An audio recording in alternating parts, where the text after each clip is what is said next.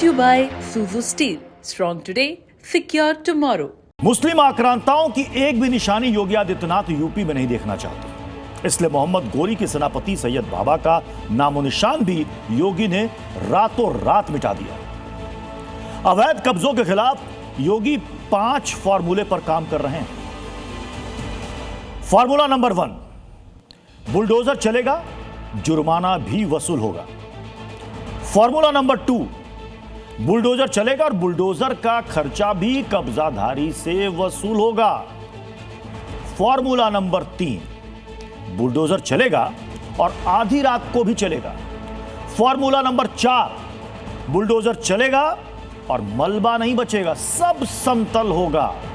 और 5वां फॉर्मूला है जो बिल्कुल नया है, बुलडोजर चलेगा और उस जमीन पर फूल खिलेगा। क्या है योगी का यह 5वां फॉर्मूला, देखिए इस रिपोर्ट।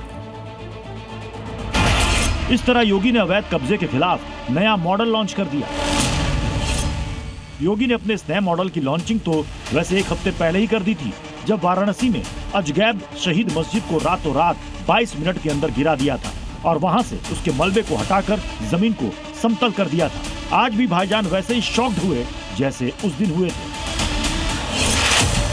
ये बताता है कि अब आगे भी भाईजान को अवैध कब्जों के खिलाफ सरप्राइज यूं ही मिलते रहेंगे। जब मियां भाई सुबह मजार पर पहुंचे तो जमीन पर केवल वो बैनर पड़ा था जिसमें लिखा था कि इस साल उर्स का आयोजन नहीं होगा। जहां मजार थी वहां उसके कुछ टूटे टुकड़े दिखाई दिए, वो भी मिट्टी से ढके हुए। योगी के बुलडोजर ने अवैध मजार के मलबे को ट्रैक्टर से उन 10 फीट गहरे गड्ढों तक पहुंचाया जिन्हें 5 महीने पहले ही प्रशासन ने खोद दिया था। आपको पीछे दिखाना चाहेंगे, ये वही ट्रैक्टर है जो टूटे हुए मजार के मलबे को है वो लाकर गड्ढों में शिफ्ट किया जा रहा है और यहाँ से किसी को भी आगे जाने की परमिशन वन विभाग के द्वारा नहीं दिया गया है। जी न्यूज ने तभी आपको सैयद बाबा की मजार से पूरी रिपोर्ट दिखाई थी। ये उस आक्रांता के सेनापति की मजार है। वहां भी एक ऊपर मजार तैयार कर दी गई है, देखिए। मेन रोड से 3 किलोमीटर अंदर घने जंगलों में अवैध तरीके से बीहड़ वाले सैयद बाबा की मजार 3000 स्क्वायर फीट पर बना ली गई थी, जिसकी शिकायत जनवरी में सीएम पोर्टल पर की गई थी। इसके बाद वन विभाग ने जांच की और मजार हटाने के निर्देश दिए। बीती शाम 6 बजे वन विभाग की टीम 4 बुलडोजर लेकर पहुंची और फिर शुरू हुआ मजार पर बुलडोजर एक्शन, जो रात 1 बजे जाकर खत्म हुआ। बुलडोजर एक्शन से पहले तक मजार के जो केयर टेकर बड़े बड़े दावे कर रहे थे, अब उन्होंने अपने होंठ सिल लिए हैं। जिस तरह से दोस्तीकरण की कार्रवाई, क्या कुछ कहेंगे? नहीं, हम उसको कुछ नहीं किया, आपसे पहले कह दिया, कुछ कह ही नहीं पाई, आप क्या कहेंगे। भाईजान ने गुपचुप तरीके से मोहम्मद गोरी की निशानी यूपी में छोड़ने की जो साजिश सैकड़ों साल पहले रची थी, उसे नए मॉडल के तहत शांति से योगी प्रशासन ने हटाकर एक बार फिर यह संदेश दे दिया कि योगी राज में अवैध कब्जा किसी हाल में नहीं चलेगा। Bureau report. एक तरफ योगी के बुलडोजर ने मोहम्मद गोरी के सेनापति सैयद बाबा की मजार का बुलडोजर एक्शन के जरिए नामो निशान इटावा से मिटा दिया, तो दूसरी तरफ करीब 320 किलोमीटर दूर बहराइच में भी एक अवैध मजार को फावड़ा चलाकर हटा दिया। ये मजार सरकारी जमीन पर अवैध कब्जा करके बनाई गई थी, जिस पर अतिक्रमणकारी ने खुद फावड़ा चलाया। जमीन पर कब्जा करके सुनियोजित तरीके से रातों रात इस पर मजार बना दी गई थी, जिसकी सूचना जैसे योगी प्रशासन को मिली, इसे पक्का होने से पहले ही हटा दिया गया। बुलडोजर के नाम से यूपी का हर माफिया, हर अतिक्रमणकारी थर थर कांपता है, क्योंकि सीएम योगी का बुलडोजर जब चलता है तो फिर अतिक्रमण को रौंद करके ही दम लेता है। शायद तभी सीतापुर में सरकारी जमीन पर बने अवैध मदरसे को तोड़ने के लिए भाईजान खुद ही ड्रिलिंग मशीन ले आए और फिर एक एक करके मदरसे की दीवार, छत और बालकनी को छलनी करने लगे। देखिए इस रिपोर्ट।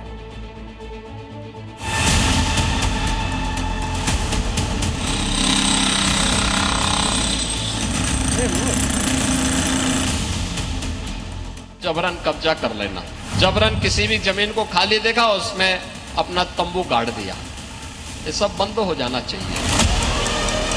9 जून को सीएम योगी ने लैंड जिहाद के खिलाफ बयान दिया।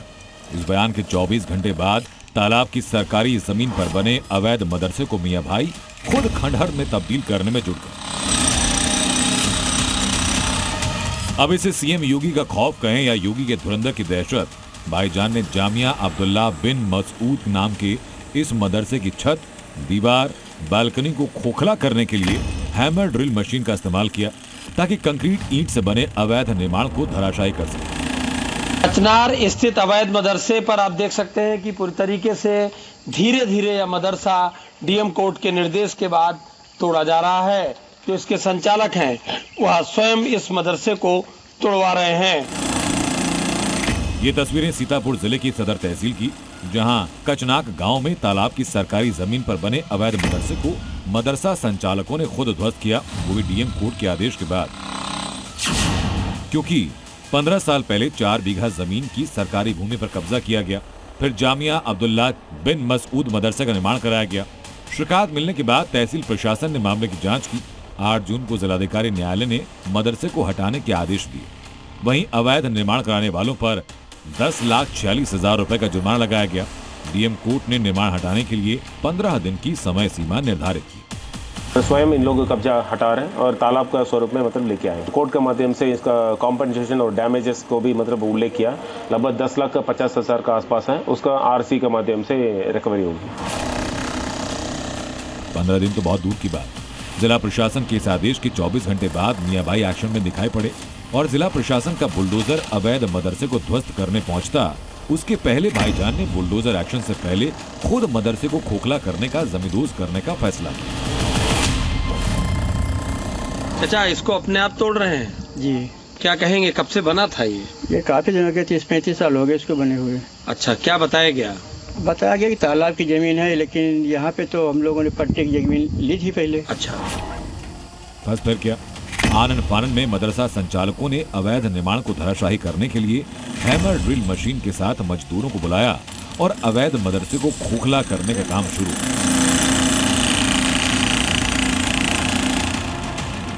भले मियां भाई ने प्रशासनिक दबाव के चलते कदम उठाया, लेकिन जिला प्रशासन का कहना यह है कि तालाब की भूमि को अतिक्रमण मुक्त कराकर उसके मूल स्वरूप में बहाल करना प्राथमिकता है।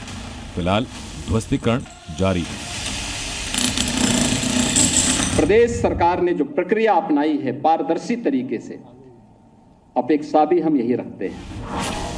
एक तरफ सीतापुर में अवैध मदरसे का ध्वस्तीकरण हुआ, तो वहीं दूसरी तरफ आजमगढ़ में अवैध मदरसों के नाम पर सरकारी धन के गबन के मामले में पुलिस ने 25,000 रुपए के इनामी अनीश को गिरफ्तार किया। अभियुक्त अनीश पुत्र इसहाक, इसके विरुद्ध गिरफ्तारी का प्रयास लगातार कोतवाली टीम द्वारा किया जा रहा था और लगातार इसकी गिरफ्तारी के लिए कोतवाली की टीम प्रयासरत थी। इसके ऊपर वरिष्ठ पुलिस अधीक्षक महोदय जनपद आजमगढ़ के द्वारा 25,000 का इनाम भी रखा गया था और इसको नियमानुसार गिरफ्तारी करने में कोतवाली टीम को सफलता प्राप्त हुई। एसआईटी जांच में सामने ये कि मदरसा पोर्टल पर अपलोड हुई कई मदरसे मानकों के विपरीत और फर्जी थे। ये खुलासा भी हुआ कि इन फर्जी मदरसों के जरिए अनुदान की राशि का गलत तरीके से इस्तेमाल किया गया। लिहाजा इस मामले में मदरसा प्रबंधक अनीश के खिलाफ मुकदमा दर्ज किया गया, जिसके बाद से वो फरार है। लेकिन बीती रात जौनपुर के शाहगंज इलाके में अनीश को पकड़ लिया गया। ब्यूरो रिपोर्ट, जी मीडिया। दालमंडी में बुलडोजर एक्शन नॉनस्टॉप जारी, लेकिन आज जब योगी प्रशासन काशी में बुलडोजर के अब तक के सबसे तगड़े पंच के लिए वहां पर पहुंचा, तो बुलडोजर वर्सेस हिजाब ब्रिगेड वाली स्थिति खड़ी हो।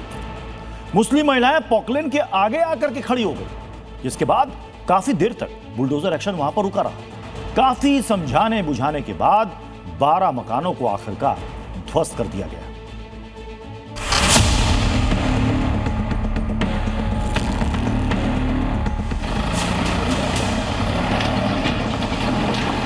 आज दिनांक 11/9/2026 को ध्वस्तीकरण की कार्रवाई की जाएगी। दालमंडी इलाके में जबरदस्त कार्रवाई चल रही है और एक पोकलैंड भी यहां पर सीधे गरजता हुआ नजर आ रहा है। मुस्लिम महिलाएं विरोध में उतर आई हैं। मुस्लिम महिलाएं पोकलेन के आगे दीवार बनकर खड़ी हो गई हैं। काशी में बुलडोजर वर्सेस हिजाब हो गया है। ये गुस्सा, ये आक्रोश दालमंडी में हो रहे उस बुलडोजर एक्शन को लेकर है, जिसने दालमंडी की शक्ल बदल कर रख दी है। दालमंडी के मकान, दुकान, सड़कों को मलबा कर दिया है। दालमंडी में अब तक 132 मकानों का ध्वस्तीकरण पूरा हो चुका है। आज प्रशासन यहां 12 मकानों को ढहाने पहुंचा था। साथ में 5 बुलडोजर और 1 पोकलेन मशीन थी।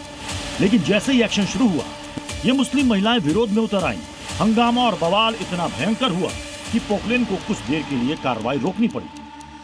एक तरफ पोकलैंड शुरू हो गया है और दूसरी तरफ जो है महिलाओं ने विरोध शुरू कर दिया है और इसी मकान को जो तोड़ा जा रहा था, महिलाएं सामने आकर खड़ी हो चुकी हैं और पोकलैंड जो है वो अब उसको रुकना पड़ा है।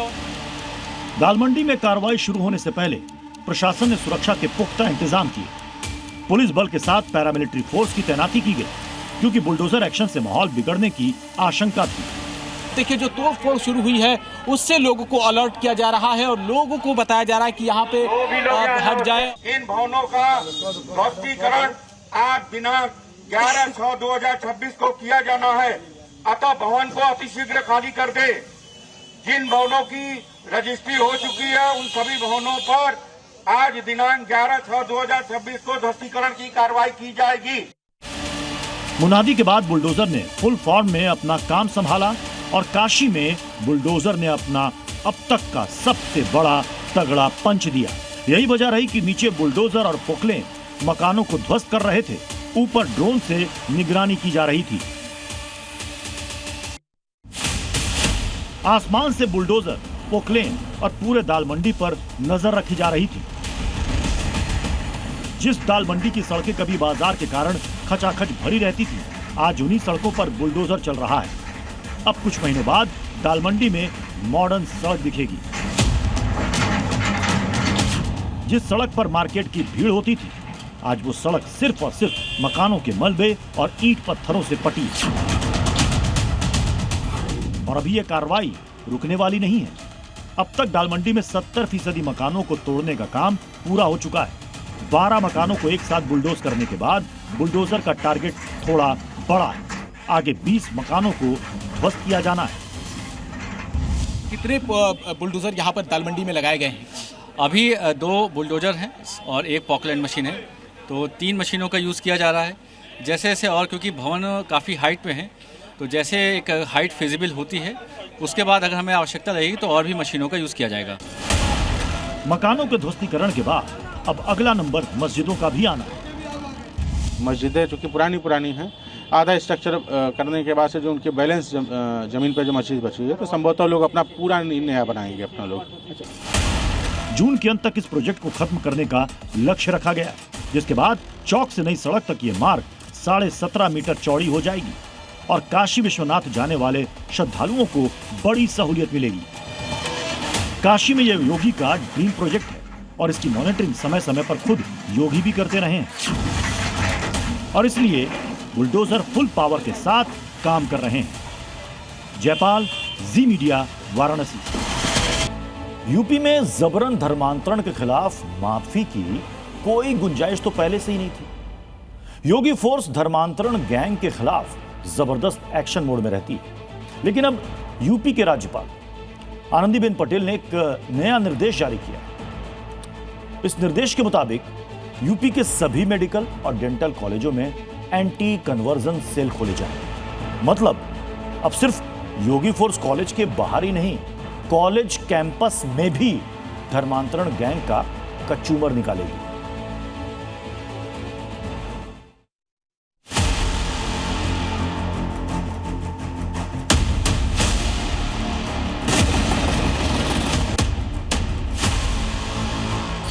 यूपी नजीर है कि यहाँ जबरन धर्मांतरण की कोशिश मतलब जेल की सलाखी। नारी गरिमा की रक्षा कैसे करनी है, इसका उदाहरण है।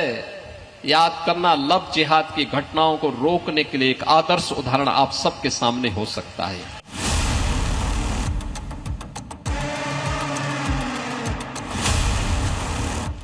चाहे वो कन्वर्जन मदरसे का प्रिंसिपल छांगुर हो या लखनऊ के किंग जॉर्ज मेडिकल कॉलेज का उसका चेला डॉक्टर रमीज मलिक हो या पीजीआई का इरशाद अली हो, योगी फोर्स जबरन धर्मांतरण का पूरा हिसाब करती है।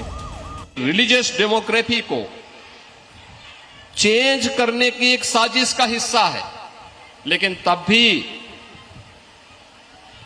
हम उस पर ध्यान नहीं दिए। हमने 2020 में उत्तर प्रदेश के अंदर इसके लिए सख्त कानून बनाया, तब भी इसके लिए व्यापक जन जागरूकता किए जाने की आवश्यकता है। यूपी में 2020 में योगी सरकार ने जबरन धर्मांतरण के खिलाफ कानून बनाया और अब यूपी की राज्यपाल आनंदीबेन पटेल ने यूपी के सभी मेडिकल कॉलेज में धर्मांतरण रोकने के लिए स्पेशल सेल बनाने का निर्देश जारी कर दिया है। मतलब यूपी में धर्मांतरण गैंग पर बड़ी स्ट्राइक हो गई है।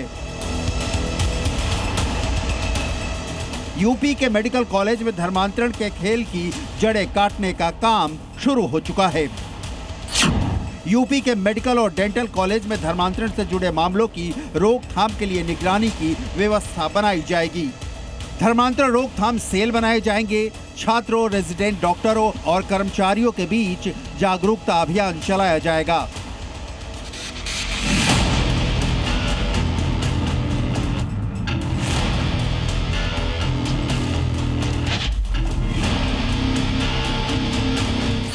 मेडिकल कॉलेज खास तौर पर केजीएमयू में पिछले दिनों बड़े धर्मांतरण रैकेट का पर्दाफाश हुआ था, जिसके बाद कई और मेडिकल कॉलेजों से भी इसकी शिकायत मिली थी। स्वतंत्रता का भी इसमें ध्यान रखा गया है, वो जागरूकता करना है, मेंटर मेंटी प्रोग्राम है, उसकी रिपोर्टिंग करनी है। बहुत अच्छा है, स्वागत है इसका। और अब ये सब जगह होने लगेगा कि हम लोग लेक्चर्स में जाते हैं और वहाँ बच्चियाँ रहती हैं, वहीं पे उनको समझाते हैं कि किन किन चीज़ों का उन्हें ध्यान रखना चाहिए, क्या होने पे उन्हें शक करना चाहिए। मेडिकल कॉलेजों में बनाए जाने वाला ये सेल कॉलेज कैंपस, हॉस्टल और परिसर में संदिग्ध धर्मांतरण गतिविधियों की निगरानी करेगा। छात्र छात्राओं और कर्मचारियों की शिकायतों पर उनकी जांच शुरू करेगा। संदिग्ध मामलों की तुरंत पुलिस और एसटीएफ को रिपोर्ट देगा। बड़े धर्मांतरण नेटवर्क की जानकारी इकट्ठा करेगा और उसकी रोकथाम करेगा। यानी मेडिकल कॉलेज को धर्मांतरण का अड्डा बनने से रोकने का काम इस सेल का होगा। जबरन धर्मांतरण के रोक के रूट पर चोट के फैसले से इनकार का सवाल ही नहीं उठता। मौलाना को भी एंटी कन्वर्जन सेल कबूल है, लेकिन किंतु परंतु के साथ। इसमें गहराई से जाकर निष्पक्ष जांच होना चाहिए, क्योंकि इसमें सिर्फ लड़के खतावार नहीं होते, इसमें लड़कियां भी वो भी गलती पे होती हैं, उनके ऊपर भी चेक होना चाहिए। क्योंकि लड़की सॉफ्ट को समझ के आप लड़के ही को अगर भेजेंगे तो वो किसी धर्म का भी लड़का हो, ये अन्याय होगा। यूपी में एक एक कर मेडिकल कॉलेज कन्वर्जन गैंग का सेफ हाउस बनते जा रहे थे। आरोपियों की धरपकड़ के बावजूद नए नए केस सामने आते रहे हैं। तमाम सख्ती के बावजूद हिंदू बेटियां कभी प्रेम जाल में फंसकर, कभी शादी के झांसे में आकर धर्मांतरण का शिकार होती रही हैं, लेकिन अब नहीं। जबरन धर्मांतरण गैंग पर अब एंटी कन्वर्जन सेल नजर रखेगा और बात आगे बढ़ी तो योगी फोर्स तो है ही। लखनऊ से मयूर शुक्ला के साथ ब्यूरो रिपोर्ट, जी मीडिया। अब बात लॉरेंस गैंग की, जिसने दिल्ली से हरियाणा तक सनसनी मचा दी। दरअसल सुबह के वक्त दो बड़ी वारदातों को अंजाम दिया गया। पहली वारदात दिल्ली के पश्चिम विहार इलाके में हुई, जिसमें हमलावरों ने पंजाबी सिंगर गुरु रंधावा के जिम पर गोलियां दागी। और दूसरा शूटआउट कांड हरियाणा के हांसी में हुआ, जहां सरेआम जिम ट्रेनर को गोलियों से भून दिया गया। और इन दोनों ही हमलों की जिम्मेदारी लॉरेंस गैंग ने ली। आखिर क्यों? देखिए इस रिपोर्ट।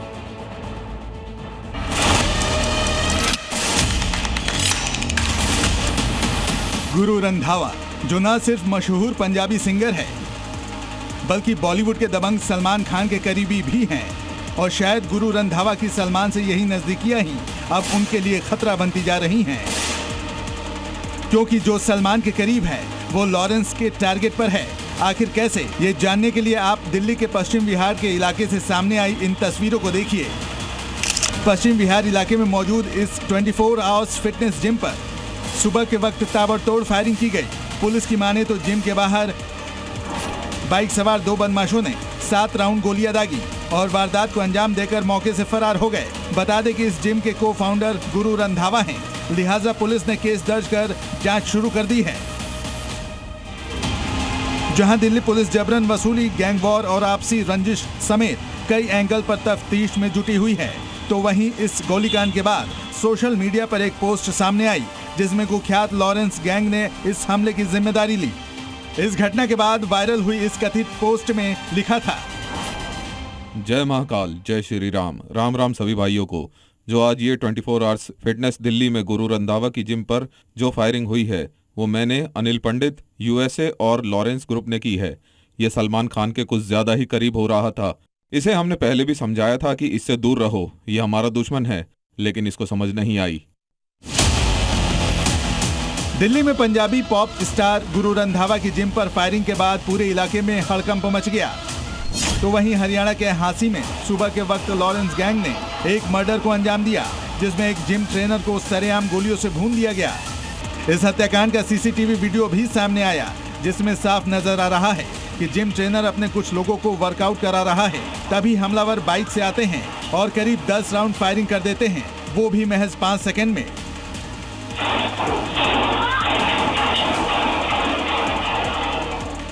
गोली लगने के साथ ही जिम ट्रेनर जमीन पर गिर जाता है और हमलावर इस वारदात को अंजाम देकर मौके से फरार हो जाते हैं। वीडियो में हमलावर सिर पर टोपी पहने और मुंह ढके नजर आ रहे थे। इस हमले में जिम ट्रेनर कपिल की मौत हो गई। पुलिस की माने तो कपिल को 6 गोलियां पीठ और 3 सीने में लगी। इसी दौरान छर्रा लगने से एक युवती भी घायल हो गई। हैरानी की बात यह है कि इस गोलीकांड की भी जिम्मेदारी लॉरेंस बिश्नोई गैंग ने ली है और इस हमले के बाद गैंगस्टर हैरी बॉक्सर ने एक ऑडियो भी जारी किया। एक तरफ जिम पर गोलीबारी और दूसरी तरफ जिम ट्रेनर की हत्या, और दोनों में लॉरेंस गैंग का हाथ सामने आने के बाद पुलिस पूरे एक्शन में है और तत्काल प्रभाव से हमलावरों को तलाशने में जुटी है। ब्यूरो रिपोर्ट, जी मीडिया। बंगाल विधानसभा चुनाव में एक डायलॉग बहुत फेमस हुआ था, पुष्पा झुकेगा नहीं। यह डायलॉग था डायमंड हार्बर के फाल्टा विधानसभा चुनाव में उम्मीदवार जहांगीर खान का। यदि चुनाव हुआ, दीदी की सत्ता गई और पुष्पा झुक गए। इस पुष्पा की हालत अब यह है कि पुलिस ने गिरफ्तार किया, हाफ पैंट में सड़क पर लेकर निकली और गली गली घुमाते हुए जेल पहुंचा दिया।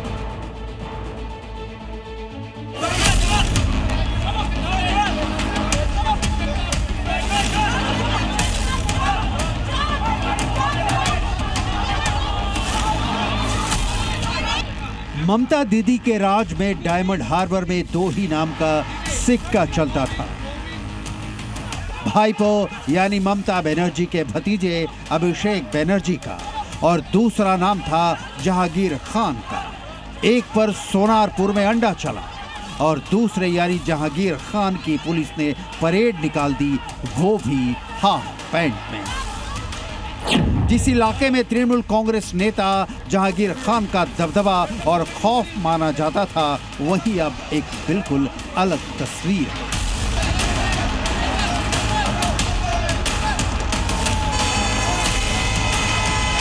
गिरफ्तारी के बाद पुलिस ने जहांगीर खान को हाफ पैंट पहनाकर सड़कों पर पैदल घुमाया।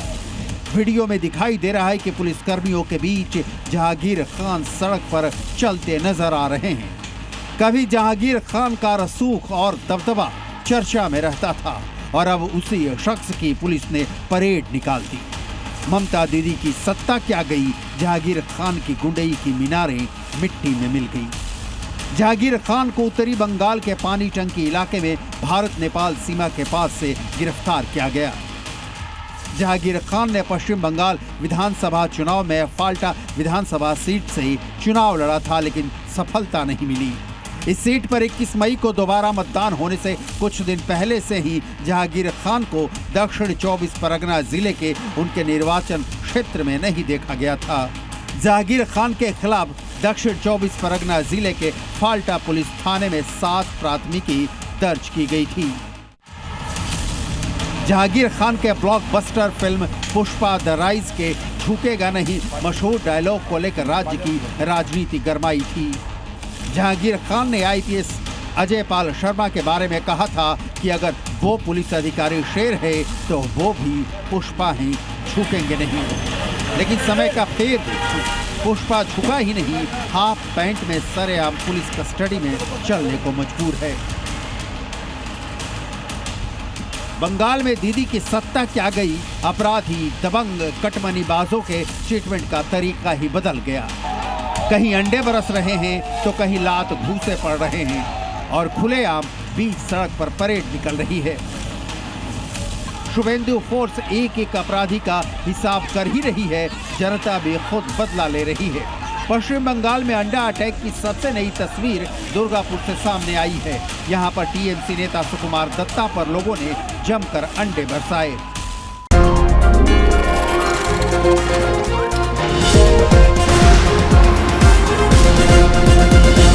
Brought to you by Suzu Steel. Strong today, secure tomorrow.